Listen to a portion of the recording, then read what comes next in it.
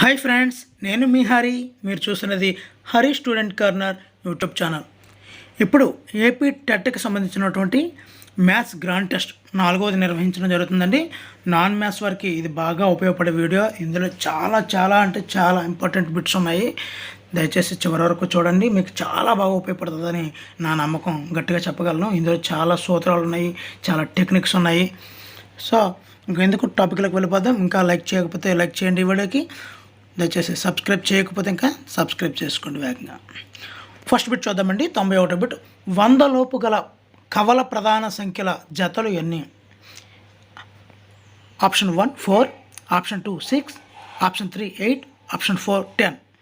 ఫస్ట్గా మనం తెలుసుకోవాల్సింది కవల ప్రధాన సంఖ్యల జతలు అంటే ఏమిటి, అసలు కవల ప్రధాన సంఖ్యలు అంటే ఏమిటి అన్నది తెలుసుకోవాల్సి ఉంటుందండి.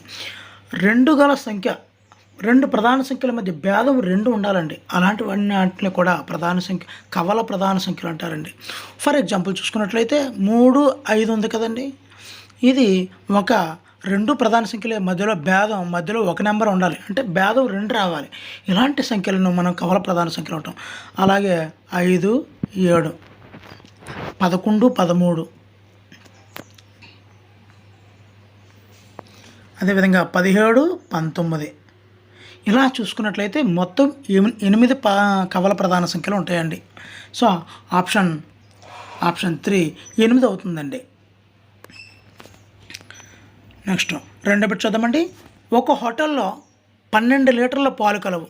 ఒక కప్పు టీ తయారు చేయడానికి 25 మిల్లీలీటర్ పాలు అవసరం. అయినా 15 లీటర్ల పాలతో ఎన్ని కప్పుల టీ తయారు చేయవచ్చు? Option 1 400, option 2 500, option 3 550, option 4 600.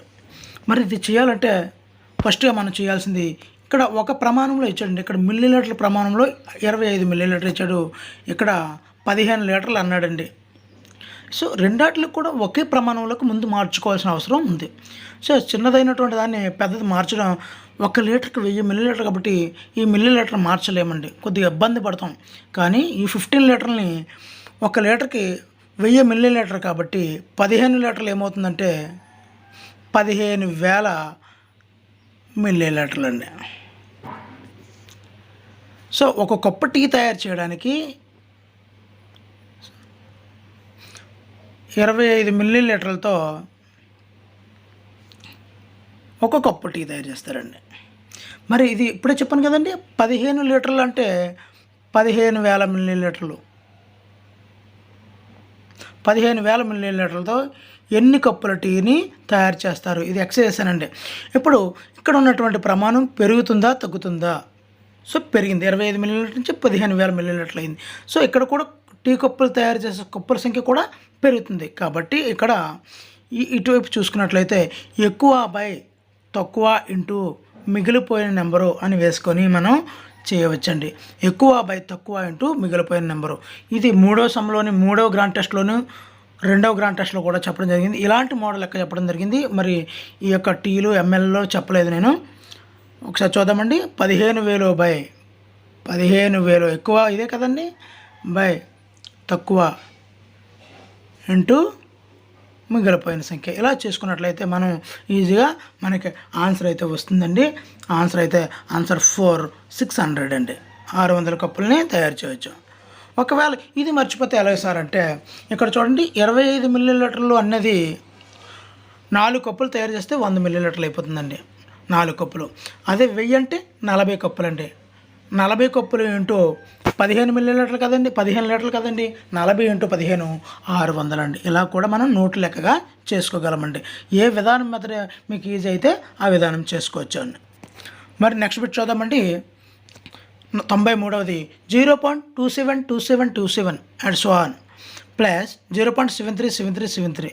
మరి ఇది 27లో కంటిన్యూ వస్తున్నాయి కాబట్టి 27 మీద బార్ పెట్టేసుకోవచ్చు, మొత్తం రాయక్కర్లేదు. So 0.27 bar plus 0.73. దీని వాల్యూ ఎంత అని అడిగాడండి. ఇప్పుడు దీని వాల్యూ ఎంత అవుతుందండి? 27/99 అవుతుందండి. బార్ తీసేస్తే రెండాట్లకి బార్ ఉంది కాబట్టి 99 వేస్తామండి. ఇది కూడా సేమ్ అండి.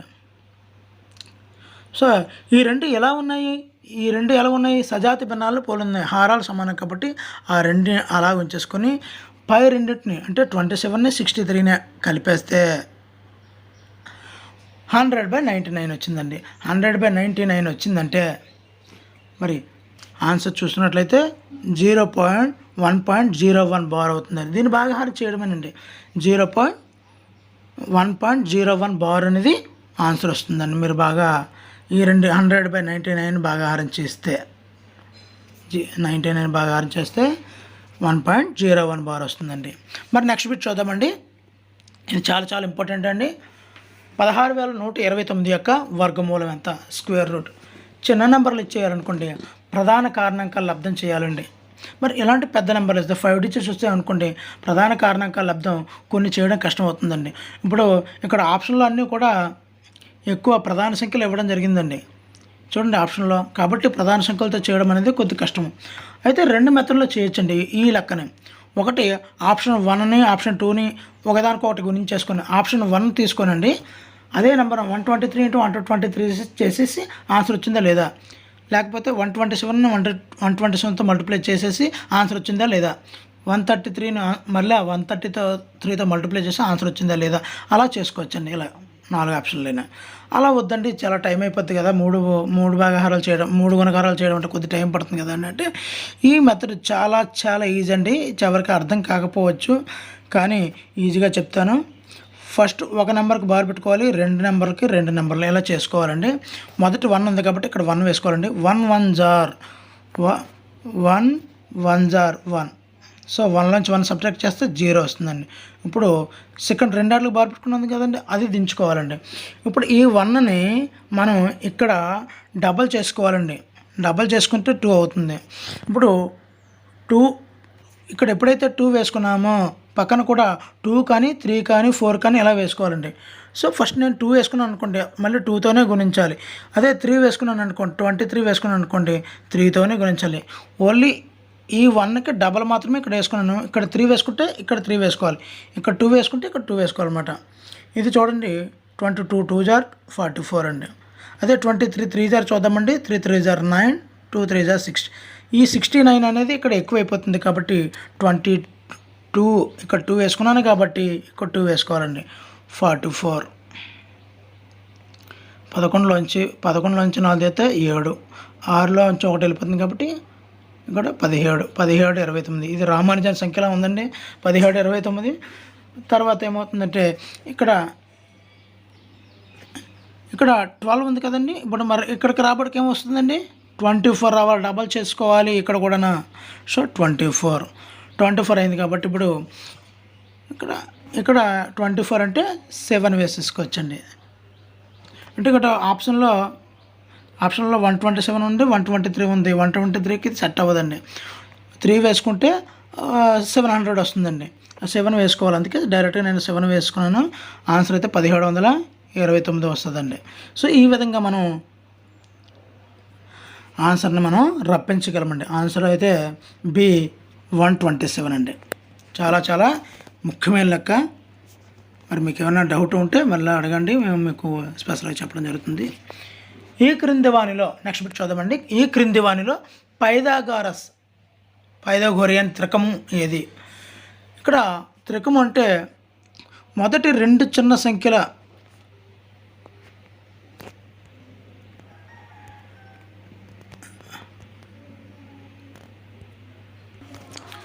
మరి ఇక్కడ పైథాగరస్ త్రికము అంటే ఆప్షన్ 1 6 8 12, ఆప్షన్ 2 3 6 5, ఆప్షన్ 3 20 21 29, ఆప్షన్ 4 5 11 13.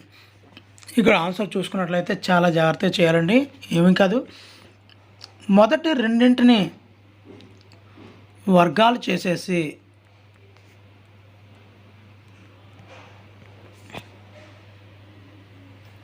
చేస్తే 3వ కోణం యొక్క వాల్యూ రావాలండి. 3వ నెంబరు రావాలన్నమాట. అలా వస్తుందా లేదు చెక్ చేసుకోవాలి. 6 6 36, 8 64 అంటే ఇది 100 అయ్యిందండి. రూట్ 100 అంటే 10 కదండి. ఈ 2 నాట్ ఈక్వల్ కదండి. ఇక్కడ 12 అయ్యింది, ఇక్కడ కాబట్టి ఈ ఆప్షన్ రాంగ్. మరి ఈ విధంగా చేసుకోవాలండి. మొదటి చిన్న రెండు సంఖ్యలని స్క్వేర్ చేసుకొని ప్లస్ చేసుకొని మొదటి నెంబర్ స్క్వేర్ ప్లస్ రెండవ నెంబర్ స్క్వేర్ రూట్ ఓవర్ వేసుకుంటే ఆ నెంబరు మూడవ దానికి సమానం అవ్వాలండి. అదేవిధంగా ఇక్కడ కూడా చేయండి. చిన్న రెండు నెంబర్లు తీసుకోండి. Root 3 square plus 5 square is equal 3 square అంటే 9, 5 స్క్వేర్ అంటే 25. రెండు కలిపితే రూట్ 34. ఇక్కడ రూట్ 36 అయితేనే 6 వస్తుంది కాబట్టి ఇది కూడా ఆన్సర్ కాదు. ఇప్పుడు మూడోది చూద్దామండి. రూట్ ఓవర్ 20 స్క్వేర్ అంటే 400, 21 స్క్వేర్ అంటే 441 అండి. ఈ రెండాట్లు ఇచ్చేస్తే 841. మరి దీని వాల్యూ ఎంత తెలుసండి? 29 అండి. సో ఆన్సర్ 3 వస్తుందండి. పైదాగార స్థిరకం అంటే మీరు ఈ విధంగానే చేయండి. మొదటి రెండు చిన్న నెంబర్లను కూడా స్క్వేర్ రూట్లో పెట్టి స్క్వేర్లు చేసి ప్లస్ కలపండి. మూడోది వస్తుందా లేదా చూడండి, అంతే. మరి నెక్స్ట్ చూద్దామండి. ఈ క్రింది వానిలో సౌష్ఠవాక్షం లేనిది ఏమిటి? ఆప్షన్ 1 సమబాహు త్రిభుజం, ఆప్షన్ 2 విషమబాహు త్రిభుజం, ఆప్షన్ 3 సమద్విబాహు త్రిభుజం, ఆప్షన్ 4 పైవన్యు. ఇక్కడ బాగా అబ్జర్వ్ చేసుకుంటే సౌష్ఠవాక్షము అంటే ఫస్ట్ ఆప్షన్ 1 పెడతానండి. సౌష్ఠవాక్షాన్ని ఎక్స్ప్లెయిన్ చేస్తాను. దీన్ని సమాన రెండు భాగాలుగా ఇవి ఫోల్డ్ చేస్తే రెండు ఒకలా రావాలి. సమబాహు త్రిభుజానికి అయితే వస్తుందండి. నాకు డయాగ్రామ్కి సరిగ్గా రాదు. ఆప్షన్ 3 చూద్దామండి. ఇందులో ఈ రెండు భుజాలు సమానం అండి, కానీ ఈ భుజం చిన్నది ఉంటుంది. చూస్తే ఇలా ఒకటే గీయగలమండి. సమబాహు త్రిభుజంలో 3 గీయగలము, సమద్విబాహు త్రిభుజంలో 1 గీయగలము, కానీ విషమబాహు త్రిభుజంలో గీయలేము. సౌష్ఠవాక్షం లేనిది విషమబాహు త్రిభుజము, ఆప్షన్ 2 మాత్రమే. 97 పెట్టండి. 1 బిలియన్కి సమానమైనది ఎంత? 1 బిలియన్కి సమానమైనది 10,000 లక్షలు, 1000 లక్షలు, ఆప్షన్ 3 100 లక్షలు, ఆప్షన్ 4 10 లక్షలు. ఇది 1 బిలియన్ అంటే మనం కంగారు పడితే తప్పు చేసేస్తాం. ఎప్పుడు కంగారు పడకుండా ఏమీ లేదు, అసలు దీనిలో సమ్మె లేదు. 1 బిలియన్ అంటే 100 మిలియన్ అండి. 100 మిలియన్. 1 బిలియన్ అంటే 1000 బిలియన్లు అండి. 1000 మిలియన్. మరి 1000 మిలియన్లు అంటే 100 crores. చూడండి, 1 మిలియన్ అంటే 10 లక్షలు అండి. 1 మిలియన్ అంటే 10 లక్షలు. సో ఇక్కడ 3 zeros ఉన్నాయి కాబట్టి 3 zeros పెట్టేసుకొచ్చండి. సో 10,000 లక్షలు అండి. మరొకసారి చెప్తాను చూడండి. 1 బిలియన్ అంటే 1000 మిలియన్లు అండి. సో 1 మిలియన్ అంటే 10 లక్షలు అండి. ఇది కూడా బిట్టే, మంచి బిట్టు. 1 మిలియన్ అంటే 8 లక్షలు అంటాడు. 10 మిలియన్ అంటే 1 మిలియన్కి ఇంకా 3 zeros ఉన్నాయంటే 1000 కదా. మరి ఆ 3 zerosని తీసుకొచ్చి నేను ఇక్కడ ఈ 3 zeros పెట్టేశాను. ఎన్నయ్యాయి? 10,000 లక్షలు అవుతుందండి. 10,000 లక్షలు. ఆప్షన్ 1 10,000 లక్షలకు సమానం అవుతుందండి. నెక్స్ట్ 98 బిట్ చూద్దామండి. 3/5కు సమాన భిన్నం అంటే సమాన భిన్నం. Option 1 5/3, option 2 9/25, option 3 9/15, option 4 13/15. మరి సమాన భిన్నం అంటే ఇక్కడ ఉన్నటువంటి భిన్నానికి సమానంగా ఈక్వల్ అవ్వాలండి.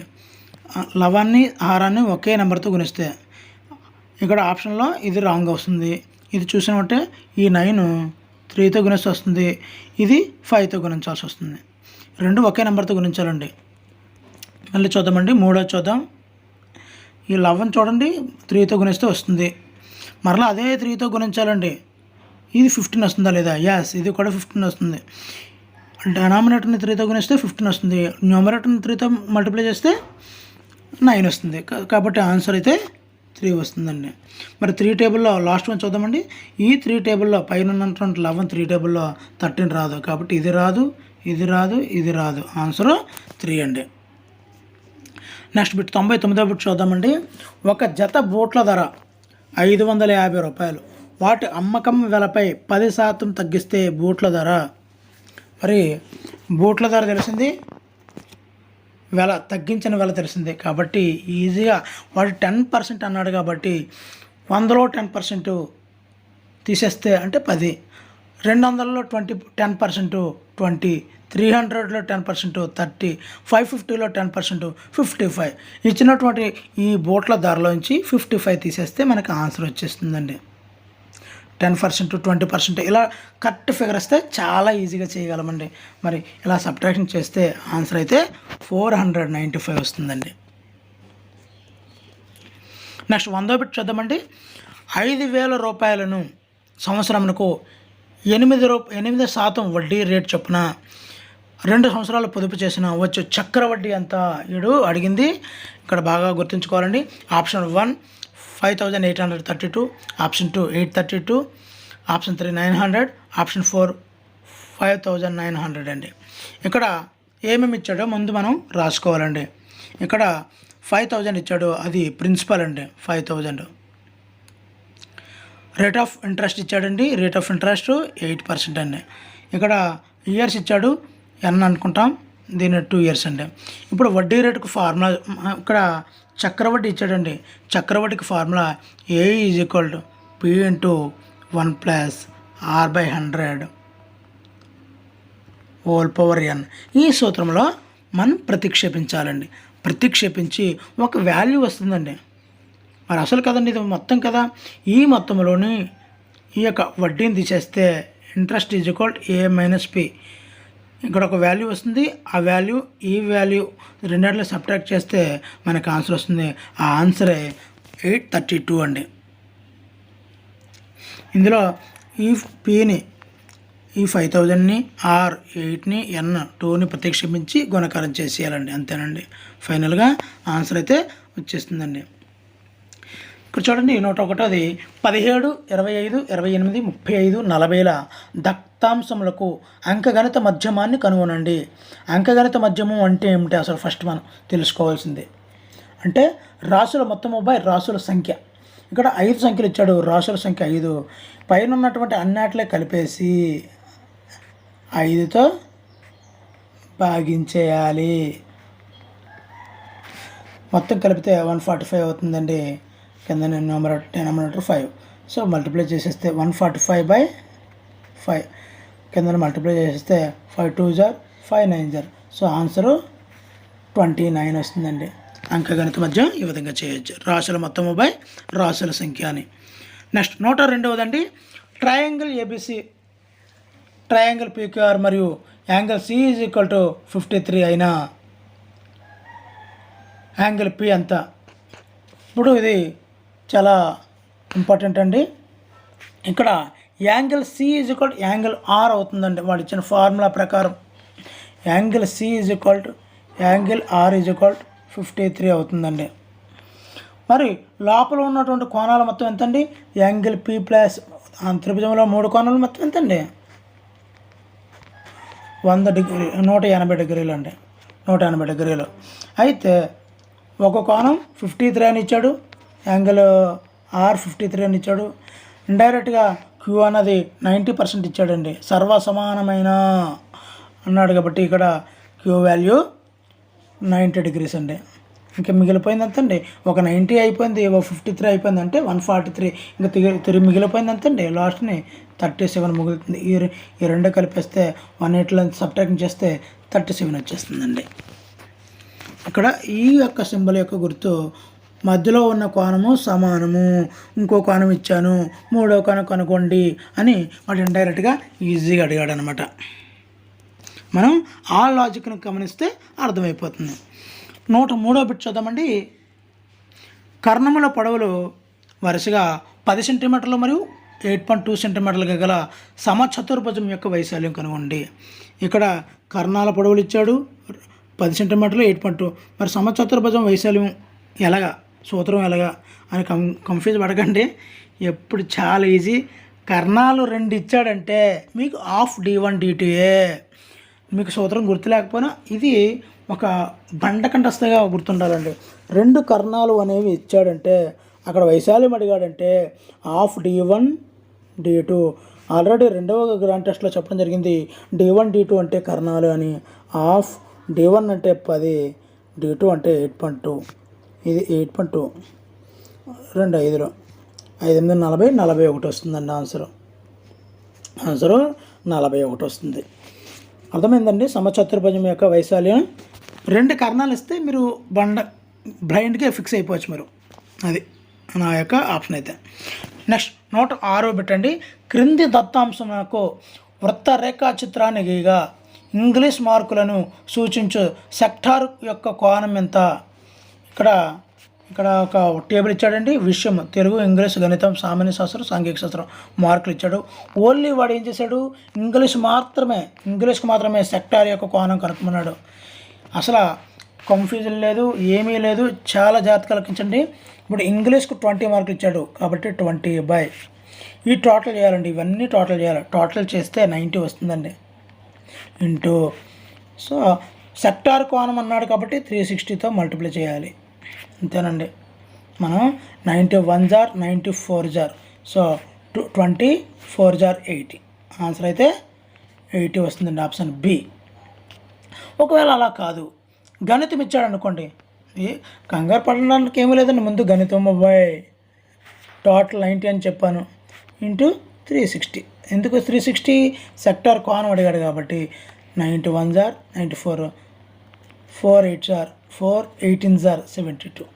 సో ఈ విధంగా ఏ నెంబర్కి అడిగినా ఇలాంటిది ఖచ్చితంగా ఒకటి ఇస్తారు. ఖచ్చితంగా మీకు డౌట్ అయితే లేదు.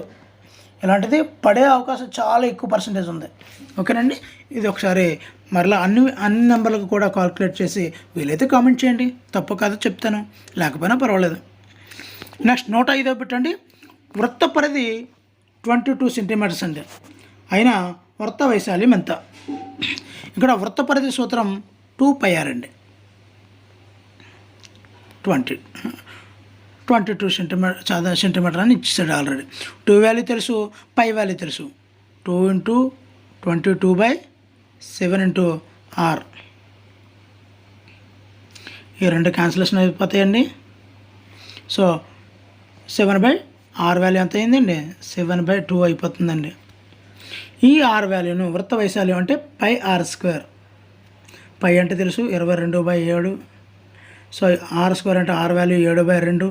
7/2 ఈ 7కి 7కి పోయింది. 2 1లు 2 36లు 2 36 కదండి, 18 వస్తుందన్నమాట. సో ఆన్సర్ వాల్యూ దర్దాపు చూస్తున్నట్లయితే 38.5 వస్తుందండి వృత్త వైశాల్యం. మనం కాల్కులేట్ చేయడంలోనే నేను కొద్దిగా వేగంగా చేశాను, చిన్న ఎర్రర్ వచ్చింది. మరొకసారి చెప్తానండి. 2πr అంటే 22 వాడు ఇచ్చిందండి. So 2 × 22/7 × r value 22. ఇది ఎంత వచ్చిందండి? 7/2 వస్తుందని నేను ఆల్రెడీ r వాల్యూ 7/2 అని చెప్పడం జరిగింది. అంటే దీన్నే 3.5 అని చెప్పుకోవచ్చు. πr² కదండి వృత్త వైశాల్యం సూత్రం, πr². సో పై వాల్యూ 22/7, దీని వాల్యూ 3.5 × 3.5. పై వాన్ని గురించేసి కింద 7తో భాగిస్తే 38.5 వస్తుందండి. సో ఆప్షన్ 1 వస్తుందండి. నెక్స్ట్ అండి, చాలా చాలా ఇంపార్టెంట్ కానీ సింపుల్, కంగారు పడడానికి ఏమీ లేదు. 36 మంది కూలీలు ఒక గోడను 12 రోజుల్లో కట్టగలరు. అదే గోడను 16 మంది ఎన్ని రోజుల్లో కట్టగలరు?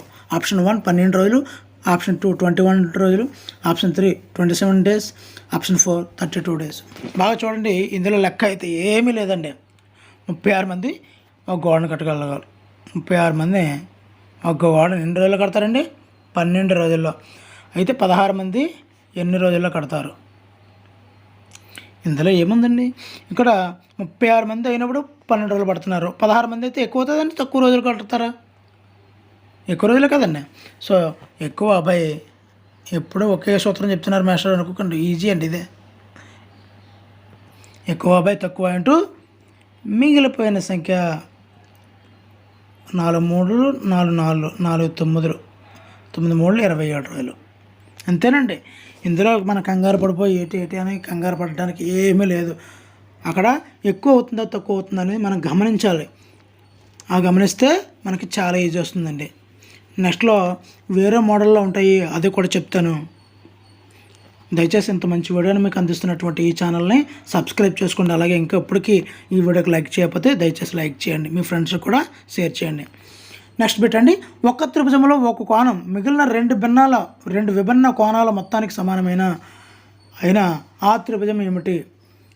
మరి ఆప్షన్ 1 సమబాహు, ఆప్షన్ 2 లంబకోణ త్రిభుజం, ఆప్షన్ 3 లంబకోణ త్రిభుజం, ఆప్షన్ 4 సమద్విబాహు త్రిభుజం.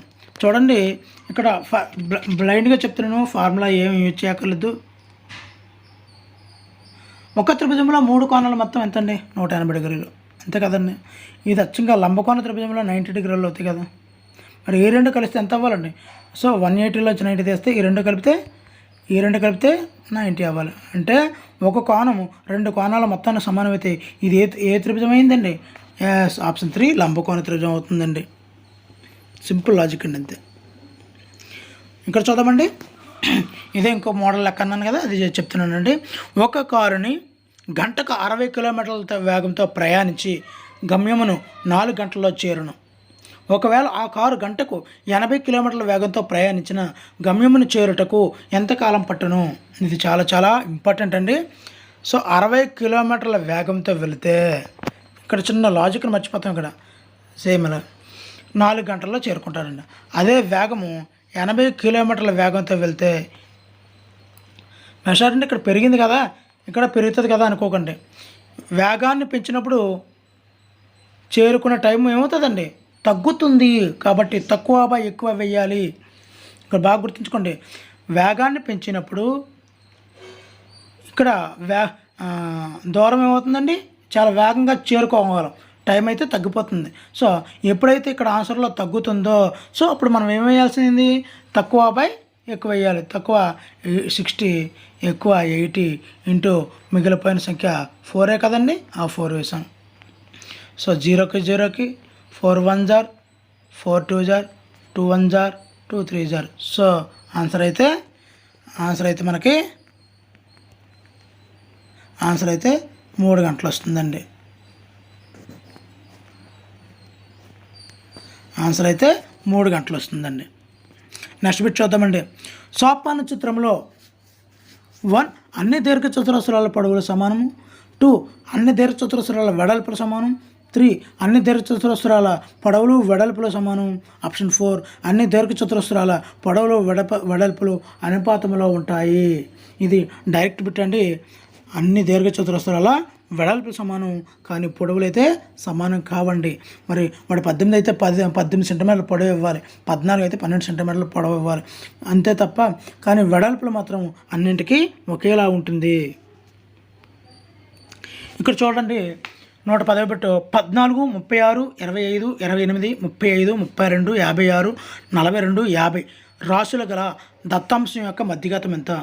సో ఇక్కడ మధ్యఘాతం తెలియాలండి. మధ్యఘాతం తెలియాలంటే ముందు మనం ఏం చేయాలి? మధ్యఘాతం అంటే ఏమిటి అంటే ఇచ్చిన సంఖ్యలన్నింటినీ కూడా ఆరోహణ క్రమంలో రాసుకోవాలండి. ఫస్ట్ వన్ ఆరోహణ క్రమంలో రాసుకున్న తర్వాత ఏదైతే మిడిల్లో వచ్చిందో ఇప్పుడు మధ్యఘాతంలో కూడా రాసేస్తానండి నేను, మరికెందుకు.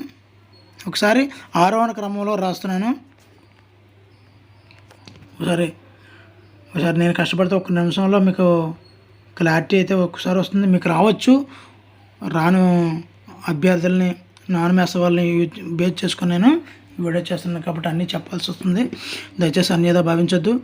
ఈ చివరి ఎన్ని కొట్టుకుంటూ వచ్చేయాలంటే అటువైపు ఇటువైపు అంటే ఎన్ని మిగిలిన తెలియాలంటే. సో ఏం మిగిలిందని మధ్యలో ఒకటే మిగిలింది, అదే మధ్యగతం. సింపుల్గా చెప్పాలంటే 2 మిగిలాయి అనుకుంటే మరి ఇప్పుడు ఏం చేయాలి సార్? ఇప్పుడు సపోజ్ ఇక్కడ ఒక నెంబర్ ఉంది, ఇప్పుడు 2 మిగులుతాయి, 35, 36 మిగిలింది. అప్పుడు ఏం చేయాలంటే ఈ రెండింటిని కలిపేసి బై 2 చేసేయాలండి, అదే మధ్యగతం అవుతుందండి. ఒకవేళ ఇన్కేస్ ఇస్తే నెక్స్ట్ బిట్ చూద్దామండి. 111ది ఇక్కడ 13.4 into 13.4 bracket close minus 13.3 11.3 into 11.3 bracket close by 13.4 plus 11.3. మరి ఈ లెక్కను మీరు ఎలా చేస్తారు? నాకు డౌట్గా ఉంది, మీరు చూడాలని ఉంది కానీ మరి తప్పదు కదా.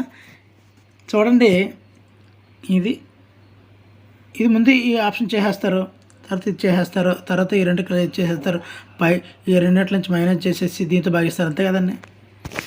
నేనైతే అలా చేయనండి. ఇక్కడ చూడండి, ఈ ఆప్షన్లో 13.4 రెండు ఏలే కదండి, రెండు ఒకలాగా ఉన్నాయి కాబట్టి స్క్వేర్ అండి. ఈ రెండు ఒకలాగా ఉన్నాయి కాబట్టి 11.3 స్క్వేర్ అండి. కిందని రెండు గుణించేస్తాను, రెండు కలిపేస్తాను, మధ్యలో ప్లస్ కదా 14.2. ఇది ఏ స్క్వేర్, ఇది చూడండి A square minus B square రూపంలో ఉందండి. సో ఏ ప్లస్, మళ్ళీ రాస్తున్నాను, ఏ ప్లస్ బి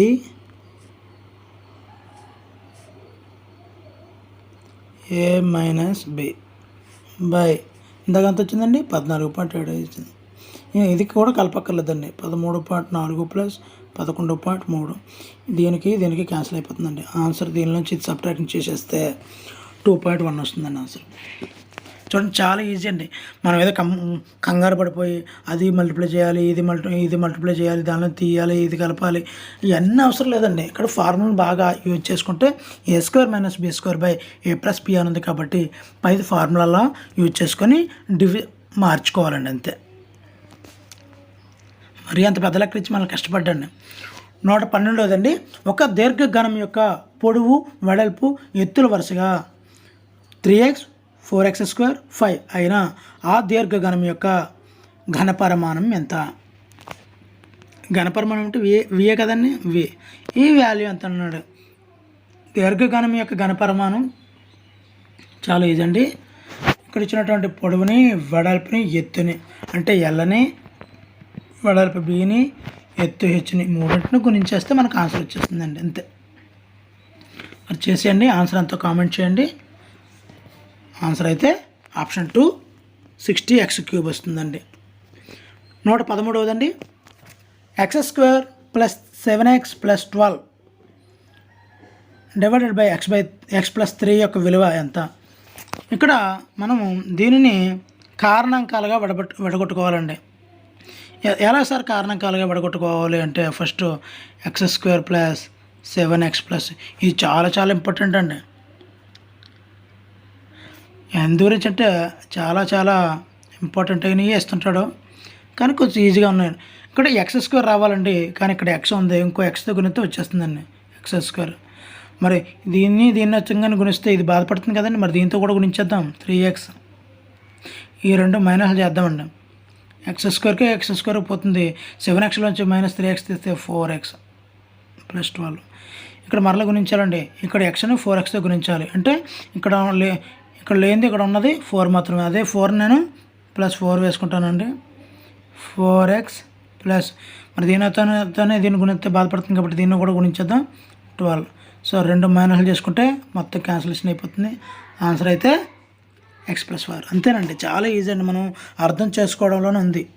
ఒకసారి అర్థం కాకపోతే మరలా ఒకసారి రీబ్యాక్ చేయండి, మీకు అర్థమవుతుంది. చాలా ఈజీగా చెప్పాను.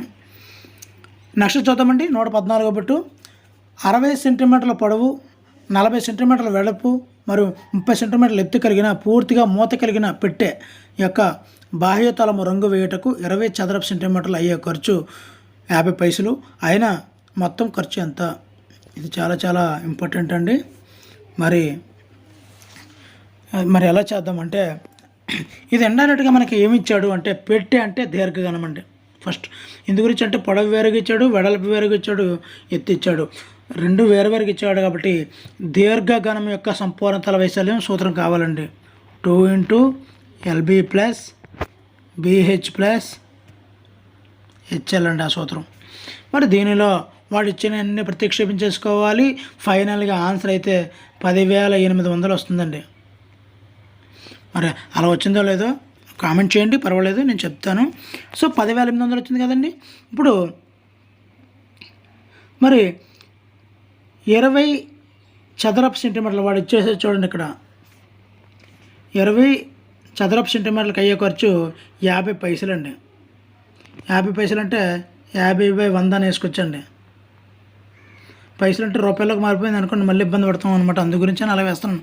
ఇప్పుడు మనకు ఆన్సర్ ఇంతకు ఎంత వచ్చిందండి? 10,800. ఇది చదరపు సెంటీమీటర్ల పొడవు, ఇది చదరపు సెంటీమీటర్ల. అయితే ఖర్చు ఎంత? మీకు అందాక చెప్పాను. ఇక్కడ 20 చదరపు సెంటీమీటర్లకి 50 పైసలు అవుతుంది. 10,800 చదరపు సెంటీమీటర్లకి ఎంత అవుతుంది? ఏం చేయాలండి? ఎక్కువ అవుతుందా తక్కువ అవుతుందా? ఎక్కువ అవుతుంది. కాబట్టి ఎక్కువ బై తక్కువ అంటూ మిగిలిపోయిన సంఖ్య అంటే ఇది వేసుకోవాలండి, ఇది వేసుకోవద్దు ఇంకా, ఎందుకంటే ఇది పైసలు, ఇది రూపాయల్లోకి మార్చేసాను. సో ఎక్కువ బై అంటే ఇది బై ఇది ఇంటూ ఇది వేసుకోవాలండి. వచ్చిన ఆన్సర్ చేస్తున్నట్లయితే ఆన్సర్ 270 వస్తుందండి. ఆన్సరు 270. మరి నెక్స్ట్ బిట్ చూద్దామండి. జాతీయ విద్యా ప్రణాళిక చట్టం 2005 విద్యా ప్రణాళిక కోసం కింది ఏ మార్గదర్శక సూత్రాలను సూచించింది? ఏ బయట జీవితాన్ని జ్ఞానాన్ని మన బోధనతో అనుసంధానం చేయడం. బి కంఠస్థం చేసే పద్ధతుల నుంచి మన బోధనను దూరం చేయడం. సి పరీక్షల్ని మరింత సరళీకరించి తరగతి ప్రణాళికలో వాటిని సమైక్యం చేయాలి. ఆప్షన్ 1 ఏ మాత్రమే, ఆప్షన్ బి ఏసీ మాత్రమే, ఆప్షన్ 3 సిబి మాత్రమే, ఆప్షన్ 4 ఏబిసి. మరి ఆన్సర్ చూసుకున్నట్లయితే ఆన్సర్ అయితే టోటల్ 3 నుండి బయట జీవితంలో ఉన్న జ్ఞానాన్ని మన బోధన చేయాలి, కంఠస్థం చేసే పద్ధతులు దూరం చేయాలి, పద్ధతులన్నీ మరింత సరళీకరించి తరగతి ప్రణాళిక వాటిని సమీకపరచాలండి. నెక్స్ట్ బిట్ చూద్దామండి. 116వది. ఒక తరగతికి ఒక సంవత్సరంలో బోధించవలసిన గణిత పాఠ్య ప్రణాళికను అందుబాటులో ఉండే బోధన సమయం దృష్ట్యా కొన్ని పాఠ్య విభాగాలుగా విభజించి ప్రతి పాఠ్య విభాగ బోధనకు పట్టే సమయం తద్వారా సాధించాల్సిన లక్ష్యాలను సూచించే దాన్ని ఏమంటారు? ఇదైతే చాలా చాలా ఇంపార్టెంట్. అది మొత్తం ఒక సంవత్సరంలో జరిగేది కాబట్టి వార్షిక ప్రణాళిక అండి. డైరెక్ట్ సింపుల్గా వార్షిక ప్రణాళిక. నెక్స్ట్ బిట్ చూద్దామండి. సూక్ష్మ బోధన చక్రం లేదా శిక్షణా చక్రంలో మొదటి భాగంలో ఉండే మూడు దశలు ఏ విధంగా ఉంటాయి? 1 పునఃబోధన బోధన పరిపుష్టి. 2 పథక రచన బోధన పరిపుష్టి. 3 పథక రచన పునఃబోధన. ఆప్షన్ 4 బోధన పరిపుష్టి. మరి ఆన్సర్ చూసినట్లయితే చాలా క్లారిటీగా ఉంది. ముందు పథక రచన చేయాలి, తర్వాత బోధన చేయాలి, పథకాన్ని మన బోధనలో ఇంప్లిమెంట్ చేయాలి, ఆ తర్వాత లోటుపాట్లను పరిపుష్టి చేసుకోవాలి. ఆప్షన్ 2 అండి. నెక్స్ట్ అండి, గణిత ఉపాధ్యాయుని లక్షణం ఏమిటి? 1 నాయకత్వ లక్షణాలు కలిగి ఉండటం. 2 నిరంతర విజ్ఞానార్జనకై కృషి చేయాలి. 3 తన వృత్తి పట్ల గౌరవం పెంపొందించుకోవాలి. ఆప్షన్ 4 పైవన్నీ. మరి ఆన్సర్లోనే మనకి కనిపిస్తుంది అనుకుంటున్నాను. ఆప్షన్ 4 పైవన్నీ ఉండాలి, నాయకత్వ లక్షణాలు ఖచ్చితంగా ఉండాలి, నిరంతర విజ్ఞానార్జన కలిగి ఉండాలి, వృత్తి పట్ల గౌరవం ఎప్పుడూ ఉండాలండి. ఆప్షన్ 4. నెక్స్ట్ బిట్ అండి. ఎడ్గార్ డేల్ అనుభవ సంకుకు సంబంధించి సరైనది ఏంటి? 1 పైనుండి క్రిందకి పోయే కొలది విద్యార్థి అనుభవాలు మూర్తం నుండి అమూర్తం అనుకుంటాయి. 2 దీనిలో కింద నుండి పైకి పోయే కొలది విద్యార్థి అనుభవాలు ప్రత్యక్షం నుండి పరోక్షంగా ఉంటాయి. ఆప్షన్ 3 దీనిలో చేయడం ద్వారా అభ్యాసం అనేది లేదు. 4 1 మరియు 2. మరి ఆన్సర్ చూసినట్లయితే ఆప్షన్ 2 వస్తుందండి. పైకి పోయే కొద్ది విద్యాను ప్రత్యక్షం నుండి పరోక్షంగా ఉంటాయి. ఇది ఆప్షన్ కరెక్ట్ ఆన్సర్ అండి. నెక్స్ట్ బిట్ చూద్దామండి. 2 బేసి సంఖ్యలు మొత్తం ఒక సరి సంఖ్య అన్నది దీనికి ఉదాహరణ. 1 ఖచ్చితత్వం. 2 సరిచూసే పద్ధతి. 3 ఆగమన హేతువాదం. 4 నిగమన హేతువాదం. మరి ఆన్సర్ చూసుకున్నట్లయితే మనకి ఆగమన హేతువాదం అవుతుందండి. ఆగమన హేతువాదం అవుతుంది. ఇవి డైరెక్ట్ బిట్లు కాబట్టి చెప్పలేదు. Thank you for watching. మరి అంత మీ మంచి సమయాన్ని నాకు ఇప్పించినందుకు నేను మరిన్ని వీడియోలు మీకు చేస్తానని మీకు తప్పనిసరిగా హామీ ఇస్తున్నాను. అదేవిధంగా మరి ఇప్పటివరకు నా ఛానల్ సబ్స్క్రైబ్ చేసుకోకపోతే దయచేసి సబ్స్క్రైబ్ చేసుకోండి. ఇంకా ఈ వీడియోకి లైక్ చేయకపోతే దయచేసి లైక్ చేయండి. Thank you for watching. Please subscribe my channel. Me Hari signing out.